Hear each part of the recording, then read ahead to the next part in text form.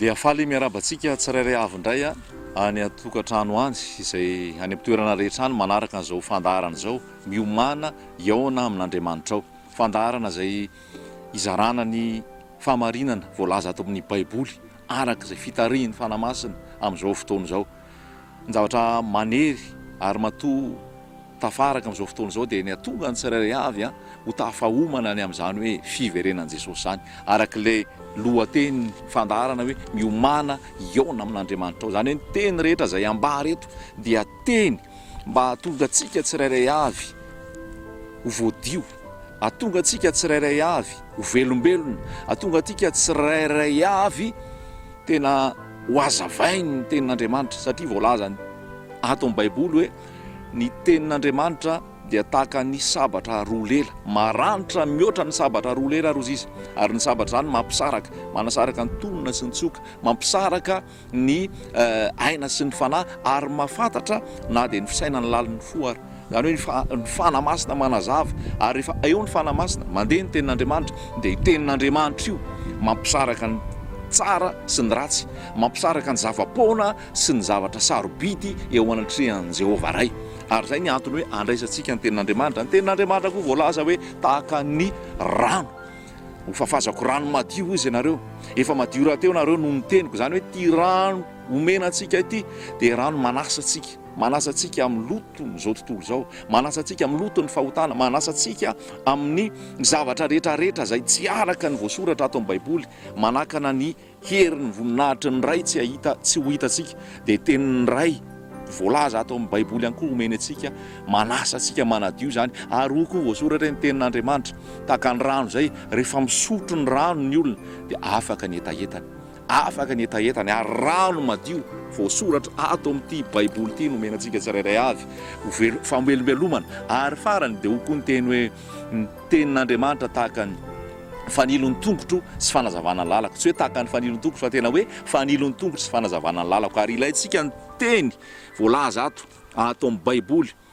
hanazava antsika, hitarika antsika, hampianatra antsika mba hatonga antsika handeha araka ny sitrapon'ny ray ary ho hamasin'ilay teny. Fahatsiarovy fa Jesosy rehefa teto amin'izao tontolo izao ka nivavaka tamin'ny ray dia hoy Jesosy hoe manamasina azy amin'ny fahamarinana, teninao ny fahamarinana, manamasina azy amin'ny teninao ny fahamarinana. Zany hoe mahatonga antsika ho masina, satria tsarovy fa ny olona masina ihany, ny olona masina no hiakatra eny amin'ny raolanitra rehefa ho avy Jesosy. Ny olona masina, ary ny manamasina antsika dia ty voalaza ty Baiboly ty izay tenin'i Jehovah ray, Andriamanitra ray ho antsika. Dia raisitsika izay ny teny zany, famelombelomana, ho fanazavana, ho fanitsiana izay diso, ho fampisarahana antsika amin'izay tsy araka voasoratra ato, ary fanamasinana antsika ihany koa. Dia sorantsika ny ray nanome antsika izao fotoana izao hiomana antsika amin'izany fiverenan'i Jesosy zany, ary ny fanahy masina hanazava antsika tsirairay avy, amelombelona ny ao anatsika, hanokatra ny masom-panahintsika, ary ialantsika amin'izay hitantsika hoe mbola tsy araka ny tenin'Andriamanitra, ary andehanantsika arak'izay lalana asehony raindray amintsika amin'ity androany ity. Fanahy masina hanazava sy hampianatra, ary tsy ho lany androntsika, tsy ho lany fotoantsika, fa izay mangetaeta marina dia hoy ny teny hoe sambatra izy fa izy novokisana. Sambatra ny noana sy mangetaeta ny fahamarinana fa izy novokisana. Raisitsika avy hatrany ny Lioka toko 10 ny andininy fa 7:30. Lioka toko 10 andininy fa 7:30. Ary raha nandeha izy ireo dia niditra tao amin'ny vohitra anankiray Jesosy, ary nisy vehivavy anankiray atao hoe Marta nampiatrano azy ho ao an-tranony. Ary izy nanana rahavavy atao hoe Maria izay nipetraka teo anilan'ny tongotry ny Tompo ka niaino ny teniny. Fa Marta sahirana tamin'ny fanompona be, dia avy izy ka nanao hoe Tompoko, motsy mampaninona anao, ny amelan'ny rahavavy koa anompo irery, koa mba saovy manampy ahy izy. Fa ny Tompo namaly ka nanao taminy hoe Marta, Marta, maro ahina sy maro erehany ianao. Maria no efa nifidy ny anjara tsara izay tsy alaina aminy intsony. Amen. Fantaniana mipetraka amintsika tsirairay avy amin'ity androany ity dia hoe ianao ve Marta sa Maria? Ianao ve Marta sa Maria? Izaho ve Marta sa izaho Maria? Tsika tsirairay avy ametraka an'izay fantaniana izay, ary ao aorianan'izao teny izao dia samy ahitantsika hoe zahako tokoa kay tena mbola Marta fa nitiany Jesosy dia tahaka ny Maria. Andao jerentsika kely ary hoe ohatrany ahoana moa zany hoe Marta, ohatrany ahoana zany hoe Maria. Zavatra hitantsika eto dia zao, nandalo teo an-tanàna i Jesosy dia nampiatrano azy Marta. Ary rehefa nampiatrano azy Marta, tao an-trano tao nisy any Maria dia samy nanao izay nataony Marta sy Maria ireo teo anatrehan'i Jesosy. Ilay hoe nampiatrano tao an-trano raha dika dia hoe miditra ao amin'ny fanatrehan'Andriamanitra, miditra ao amin'ny fanatrehan'ny ray. Ary rehefa eo amin'ny fanatrehan'ny ray, raha ataontsika amin'ny teny tsotra hoe tsika tsirairay avy misy fotoana nandre ny antson'ny ray mba tonga tsika hibebaka, hiaiky ny famonjena, hiaiky ny fanavotana nataon'i Jesosy ary natonga tsika hanompo an Jesosy. Ary teo tsika dia lasa natsoina hoe mpanompon'Andriamanitra, lasa mpanompon'Andriamanitra ranona, mpanompon'Andriamanitra ry olona ry, mpanompon'Andriamanitra ry tsy olona retsy, mpanompon'Andriamanitra aho. Niditra tao amin'ny trano anankiray, zany hoe lasa nisy fiarahana tamin'i Jesosy, nisy fanakekezana tamin'i Jesosy.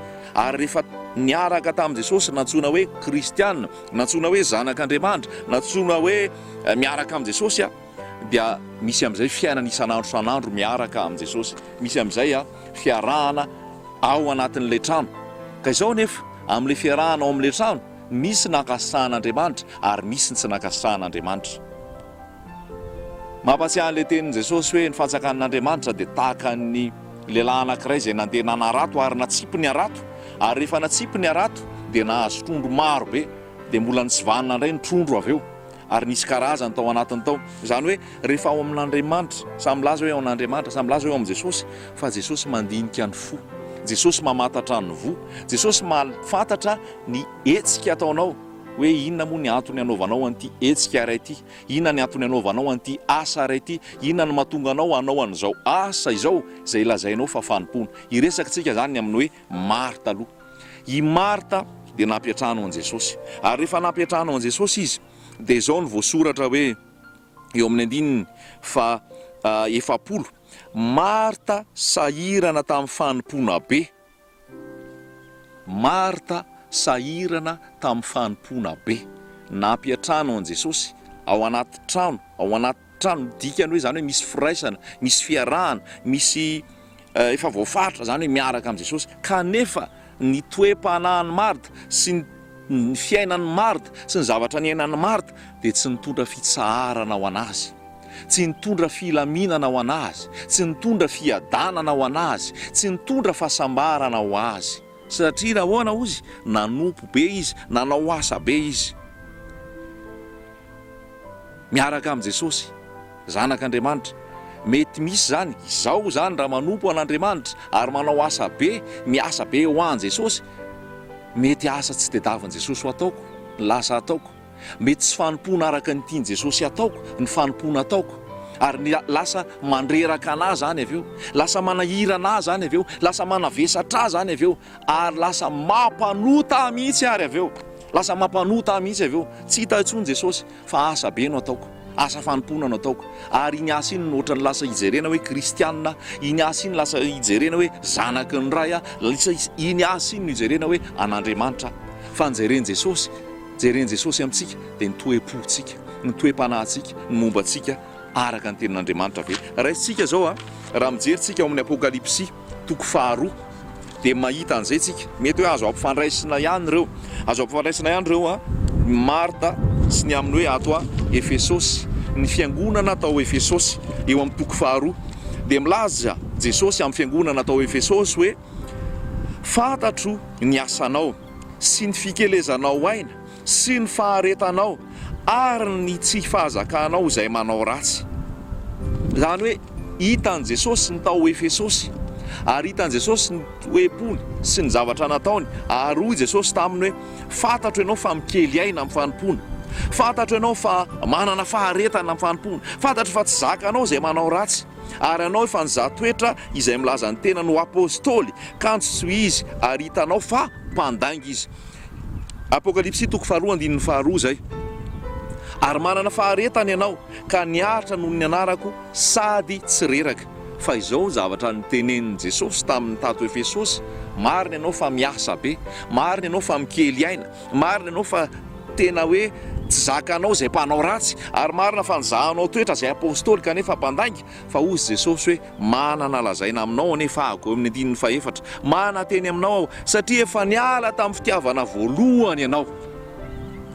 Zany hoe le fanompona an Jesosy io zany dia indraindray lasa raha mitao ty amin'ny teny frantsay dia lasa routine, lasa efa fahazarana, lasa efa fomba fanao, lasa efa zavatra mahazatra ary eritreretra fa manompo an Jesosy nefa avizanana no hita, arerahana no hita, fatrotrahana no hita, fatafitohinana no hita, farerahana no hita, ratra no hita, fahotana no hita satria tsy ao amin'izay tiany Jesosy atao ny fanompona fa lasa fanompona ivelany, lasa manompo olona, lasa manao zavatra tsy araka ny tenin'Andriamanitra. Mbola jerentsika koa ny ao amin'ny Apokalipsy 7 ho an'ny fiangonana natao Sardisy dia izao ny voasoratra ato amin'ny fiangonana natao Sardisy hoe izao ny lazain'ilay manana ny fanahy fito n'Andriamanitra sy ny kintana fito, fantatro ny asanao fa manana anarana ho velony ianao, kanjo maty ihany. Zany hoe hitan Jesosy ihany koa ny fiangonana natao a Sardisy fa rehefa jereny ety ivelany izy dia tena manompo, tena manao asa, tena mavitrika, fa rehefa Jesosy ny mijery ny ao anatiny dia hoy Jesosy hoe maty ianao, maty ianao satria nahoana ny mahafaty azy tsy misy aina avy ao amin'ny Jesosy tsony ao aminy, tsy misy fahasambarana, tsy misy fifaliana, tsy misy fiadanana, tsy misy fitsaharana fa tototry ny asa, tototry ny asa fanompona, tototry ny asa fietseketsehana sy fitadiavana anaovana asa fanompona n'Andriamanitra.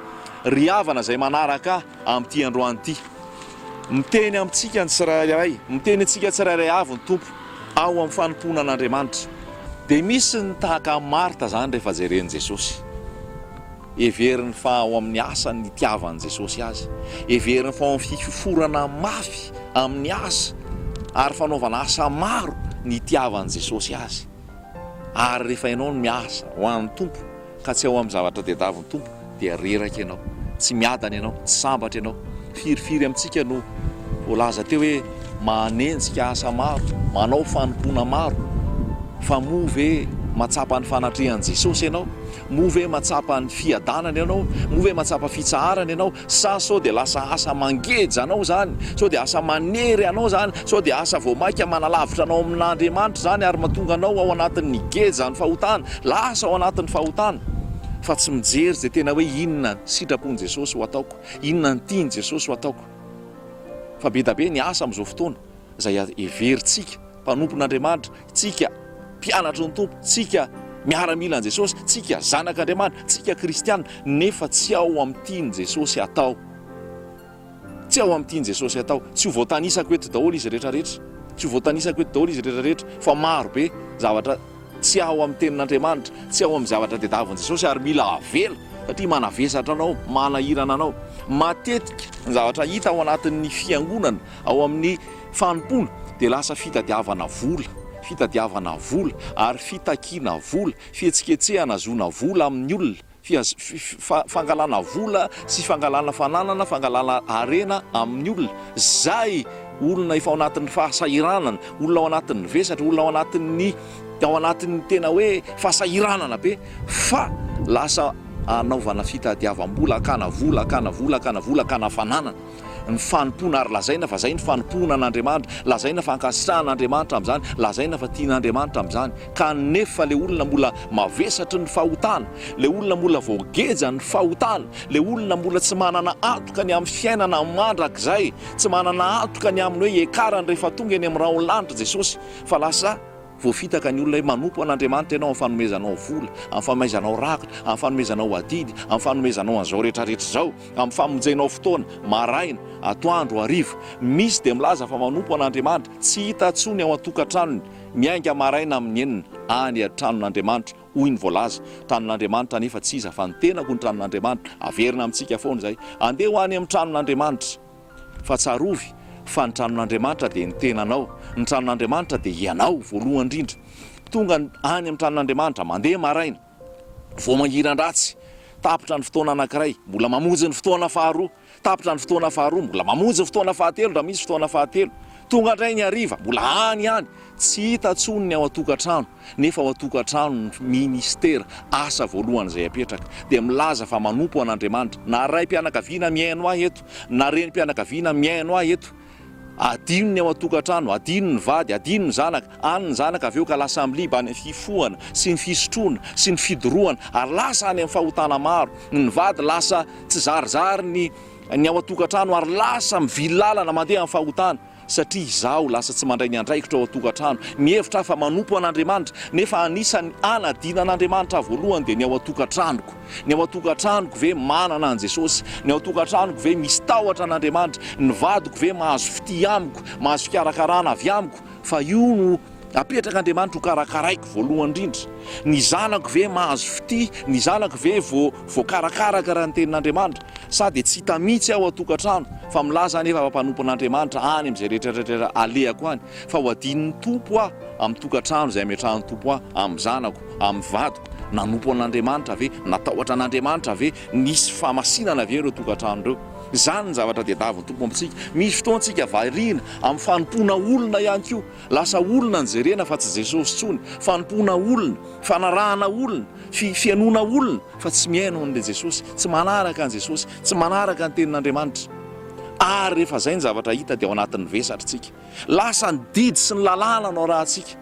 Mieritreritsika fa ao anatin'ny fanompoana ary lazaiko any isy indray ny tsy ho faly ao anatin'ny fahafolo-karena, mandoa fahafolo-karena. Efa ambara amintsika foana fa tsy ao amin'ny zanak'Andriamanitra intsony zany, tsy ao amin'ny zanaky ny dada intsony zany, tsy ao amin'ny olona ao anatin'ny fanjakan'Andriamanitra intsony ny fahafolo-karena. Tao anatin'ny lalàna zany, tsika tsy ao anatin'ny lalàna intsony fa ao anatin'ny fahasoavana, eo ambanin'ny fahasoavana ary tsy amin'ny mpahafolo no nomeko an'ny ray fa ny 100 isan-jato amin'ny fiainako dia anazy ray manontolo amin'izay tiany anaovana azy.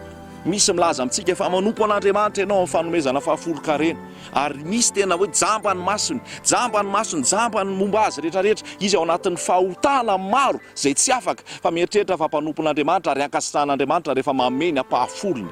Diso zany, tsy araka ny tenin'Andriamanitra zany, tsy mahavonjy ny ampahafolo-karena, tsy sitrak'Andriamanitra ny hanomezana ny fahafolo-karena, tsy tadiavin'Andriamanitra zany.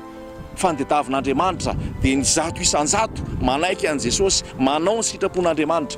Fa ny lanitra tsy voasokatry ny vola amin'ny fahafolo-karena, fa ny lanitra nosokafana tamin'ny alalan'i Jesosy voaompo teo amin'ny hazo fijaliana. Tsaroa fa rehefa voaompo teo amin'ny hazo fijaliana Jesosy dia voalaza ao amin'ny tenin'Andriamanitra fa tritra ny efitra lamba avy any ambony ka hatraty ambany, manambara fa nisokatra ny lanitra noho n'inona, noho ny rahan'i Jesosy ilay sarobidy tsy misy kilema na latsa no fanadiovana antsika, ho fanamasinana antsika, ho fanamarinana antsika, ho famelana heloka antsika, ho fandresena ny fahotana, ahatonga antsika andova ny fiainana mandrakizay. Ny lanitra tsy nisokatra noho ny fandoavana fahafolo-karena, na noho ny fandoavana rakitra be, na noho ny fandoavana adidy maro isan-karazany ho anam-panompon'Andriamanitra, fa ny lanitra nisokatra noho ny famonjena nataon'i Jesosy teo amin'ny hazo fijaliana, noho ny rana latsaka Jesosy. Ary rehefa nitritra ny efitra lamba tsy nikatona intsony io. Misy mbola manakatona an'io indray, manjaitra an'io indray ary dia mametraka ny olona ao ambanin'ny lalàna, dia mavesatra ao anatin'ny fitandemana ny lalàna, fankatoavana ny lalàna. Tsika tsy ao ambanin'ny lalàna intsony. Romanina 10. Jesosy Kristy ny faran'ny lalàna famonjena izay rehetra mino. Jesosy Kristy, Kolosianina 2, nanafaka antsika tamin'ny geja ny lalàna. Zany hoe i Maria ny tokony fidintsika. Inona ny nataon'ny Maria? Teo an-tongotry Jesosy izy. Teo an-tongotry Jesosy izy ary rehefa teo an-tongotry Jesosy izy dia niaino an Jesosy izy. Zay ny nataony. Ary rehefa niaino an Jesosy izy dia sambatra izy, niadana izy, nilambina izy. Enao amin'ity androany ity mijanona kely mihitsy aloha, mitsara kely mihitsy aloha amin'ny adidy manandraikitra enjikenjehana maro isan-karazany, nefa ny fiainana mikorotana, fiainana miadiady ao an-tokantrano, fiainana tsy milamina, ny tokantrano tsy misy fiadanana, tsy misy fitsaharana, ny mpivady tsy mifankatia, tsy mifankahazo, nefa ny asan'Andriamanitra, asan'Andriamanitra, asan'Andriamanitra, mitsara kely aloha. Dia ny hoe inona ny tian'i Jesosy atao. Fa ny nataon'i Maria dia izay, i Maria dia niaino tsara ny tompo. Voalazantsika eo amin'ny 5:30 hoe i Maria nipetraka teo anilan'ny tongotry ny tompo ka dia niaino ny teniny izy. Zany ny tadiavin'i Jesosy amin'izao fotoana izao. Firifiry ny olona tsy miaino ny tenin'i Jesosy intsony, tsy ao amin'ny fampianaran'i Jesosy intsony, fa ao amin'ny fanompoana ity ivelany.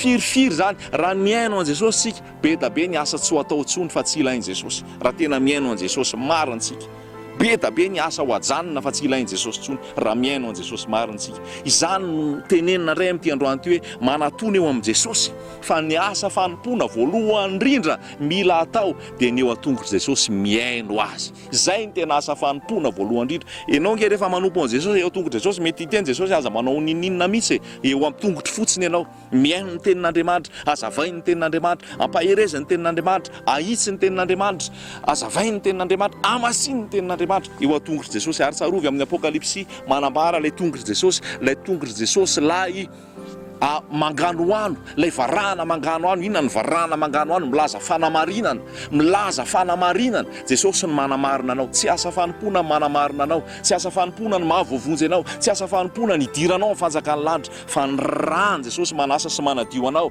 Tongotry Jesosy lay varahana mangano ano, manamarina anao, manamarina anao, tsy manameloka anao, manatona an' Jesosy, manatona an' Jesosy, mienoa an' Jesosy. Fa aoka tsy ho tahaka ny Marta, maro ahina sy be rehana, maro ahina sy be rehana. Ny asa be da be no atao fa le fanetrehana an' Jesosy tsy ao, le fitiavana an' Jesosy tsy ao, le fainoana ny tenin'Andriamanitra tsy ao. Ary maro be tsika fiangonana, tsika mpanompon'Andriamanitra, tsika zanak'Andriamanitra, tsika milaza kristianina ny tsy ao amin'ny lala an' Jesosy tsony. Efa be da be tsika ny lasa Marta, asa efa tsy tian' Jesosy ho atao, ary vitsiny ny Maria. Fa tadiavan' Jesosy amintsika dia ho no Maria miaino an' Jesosy eo an-tongony ary manao izay tiany lazainy, mitory ny fibebahana, fiombanany amin'ny fiverenan'i Jesosy. Ho an' Jesosy ihany ny voninahitra. Amen.